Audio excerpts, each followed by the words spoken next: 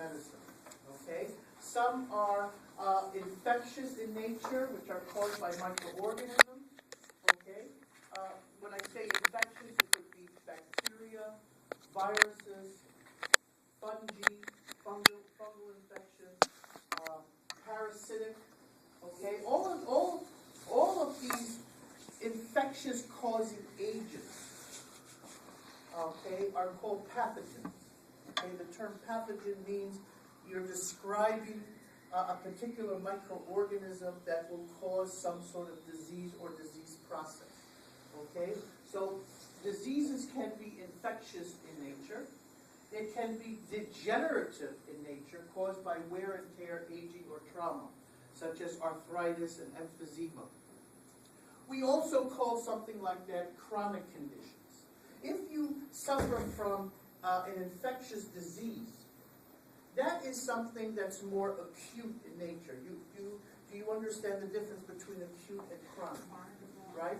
So acute, the basic definition of acute is basically from 0 to 6 months. So in other words, if you have some sort of disease process that lasts within a time frame of 0 to 6 months, that's considered quote-unquote acute. Whereas if you have a condition that goes beyond 6 months, that's more of what we call a chronic condition. Okay? And the wear and tear that you get from conditions such as arthritis and emphysema are definitely chronic conditions. Okay? And there's so many of them, you know, where people, individuals suffer or they have these conditions that are ongoing, okay? And unfortunately, a lot of the treatment that they get keeps them going, but really doesn't cure the problem, doesn't cure what condition of disease that they have. You can also have something that's called neoplasia. That's when we refer to cancers, different types of cancers. Those are abnormal growths, malignant growths that occur, that are uncontrollable, and very drastic measures many times need to be employed in order to stop this growth or to keep it at bay. You know the difference between something benign versus something malignant. Are you familiar with those terms? Okay? There are growths that are what we call benign. And benign simply means, I'm sorry? Yeah, benign simply means that it's a growth that's abnormal but not life-threatening. Okay? You hear many times of people finding out that they have growths in various areas of their body, and they go have them cut out or excised, and that's the end of the story for the most part. That's a benign growth. But there's a difference between benign and malignant, because when we're dealing with something that is malignant, that means it spreads, it metastasizes, it's uncontrollable and life-threatening. Okay, those are the cancers that you hear about, the breast cancers, the lung cancers, things of that sort, where you have uncontrollable growths that spread and metastasize. Okay, so they can also fall into this category known as neoplasia. Okay, immune disorders, failure of immune systems, allergies, autoimmune disorders. Right? Of course, this is kind of an interesting thing, because of all, you hear of many types of diseases that are out there, okay? But probably the most devastating type of disease that you can get is a disease that has an impact on the immune system. Now, why do I say that? Well, we're going to talk about the immune system later in the semester, and we're going to talk about its role, its function. But think about it for a second. Think about it for a second. If someone suffers a pathology that infiltrates the digestive system, okay, it's localized in the digestive system. If it enters the respiratory system, it's localized pretty much. If it enters the cardiovascular system, it's pretty much localized, in the sense that if you have a disease that affects the immune system, the immune system is compromised. And what's the function of the immune system? The immune system is to protect you from foreign invaders, okay? That's what the immune system is doing, right? So take, for example, AIDS, right? If you take acquired immune deficiency syndrome, right?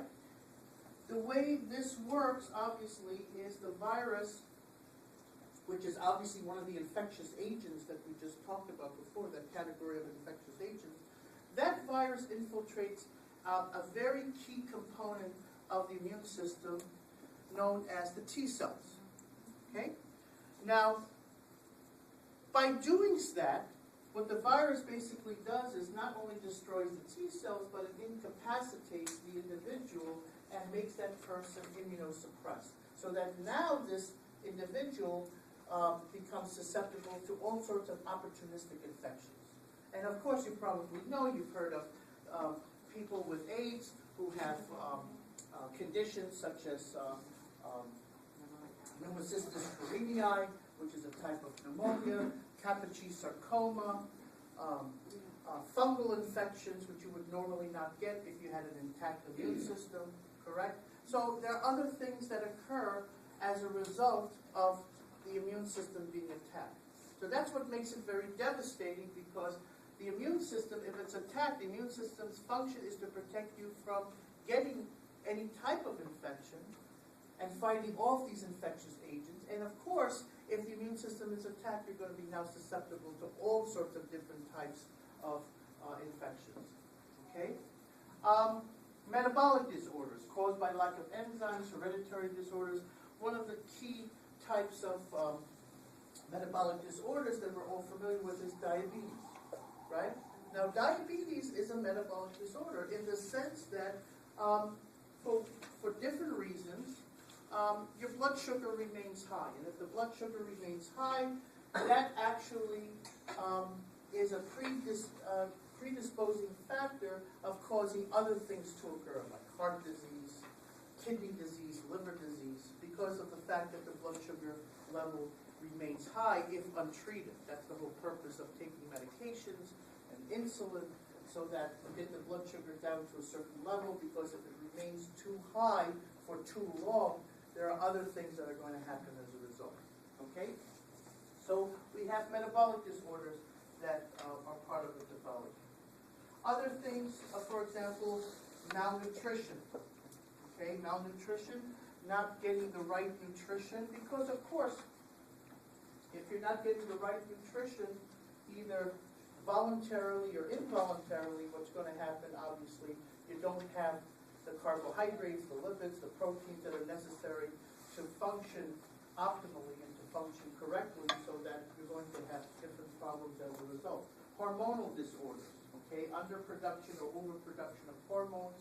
Diabetes mellitus also is part of that. Just as it's a metabolic disorder, it's also a hormonal disorder. It's actually in two categories here.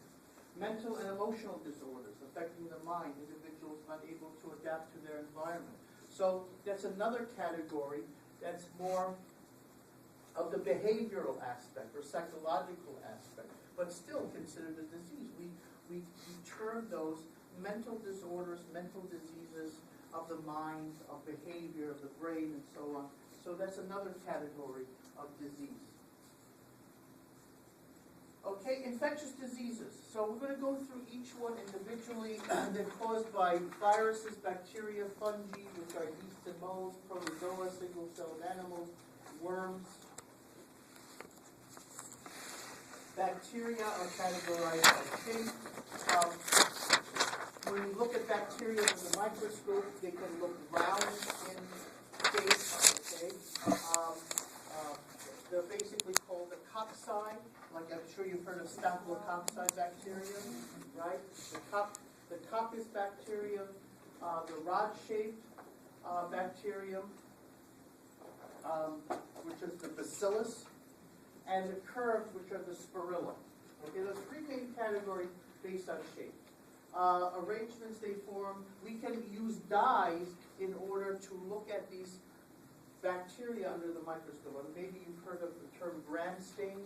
certain bacteria are gram-positive or gram-negative, and we can actually tell the type of bacteria based upon whether they absorb that stain or whether they do not absorb that stain. Okay, and that's what gram stain is. Okay? So prefixes and roots for infectious diseases. So as we said, staphylo, grape-like fungus such as staphylococcus, strepto, twisted chain such as streptobacillus. The roots, okay, bacil or bacillo,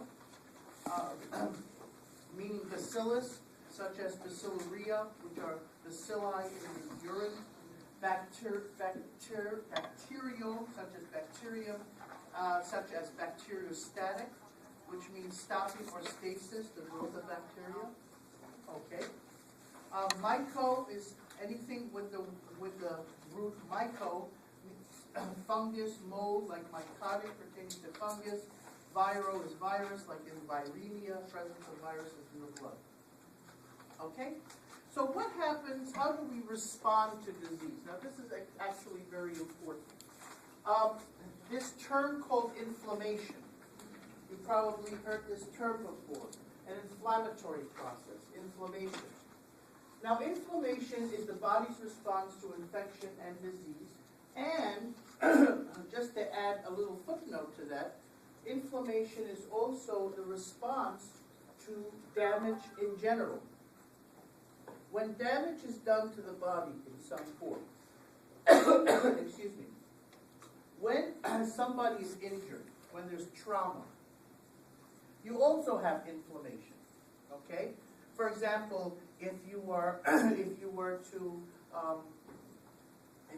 fracture a bone, if you were to cut your skin, any type of damage, whether it's minor or major, would also cause an inflammatory process because the body responds to damage.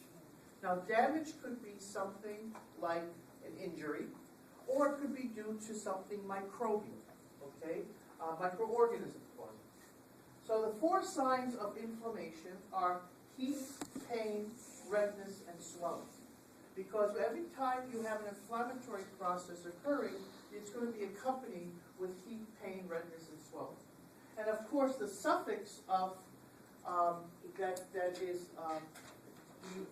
when you deal with inflammation, the suffix that you're going to have is itis, which means inflammation of. Okay, like peritonitis, appendicitis, gingivitis. Anything with the suffix itis means you have an inflammatory process or inflammation of. So here you have appendicitis, inflammation of the appendix, tonsillitis, inflammation of the tonsils. Okay? Now, this term phagocytosis is a part of the process of inflammation. What happens is this: when injury occurs or when disease occurs, an inflammatory response is initiated by the immune system. One of the occurrences is what we call phagocytosis. Okay, it's a process that is caused by the inflammatory sequence. And what happens is, when damage is done, in this case, the immune system picks up on this and sends out certain cells called phagocytes.